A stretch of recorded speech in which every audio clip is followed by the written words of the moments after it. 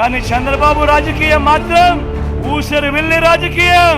ఒక పక్క 4% ముస్లింల రిజర్వేషన్లు రద్దు చేస్తామని శపథం చేస్తా ఉన్న బీజేపీ పార్టీతో ఈయన జట కడతాడు. మరోపక్క మైనారిటీల ఓట్ల కోసం మైనారిటీలను మోసం చేసేందుకు ఈ చంద్రబాబు డ్రామాలు మొదలెట్టాడు, దొంగ ప్రేమ నటిస్తూ. ఒకవైపు దొంగ ప్రేమ నటిస్తూనే మరోవైపున ఎన్డీఏలోనే కొనసాగుతాను అని అంటాడు.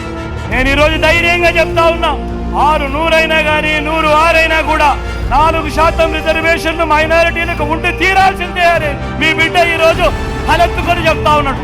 మరి చంద్రబాబు ఇలా మోడీ సభలో చెప్పగలడా? మరి ఎన్డీఏ నుంచి బయటకు రాగలడా? మరి ఎందుకు ఈ దొంగ ప్రేమ? ఒకవైపు ఎన్డీఏలోనే కొనసాగుతూ మరోవైపున వాళ్ళు 4% రిజర్వేషన్లకు వ్యతిరేకంగా ఉన్నా కూడా వాళ్ళతోనే జతకట్టి ఎందుకు ఎన్డీఏలో ఉన్నా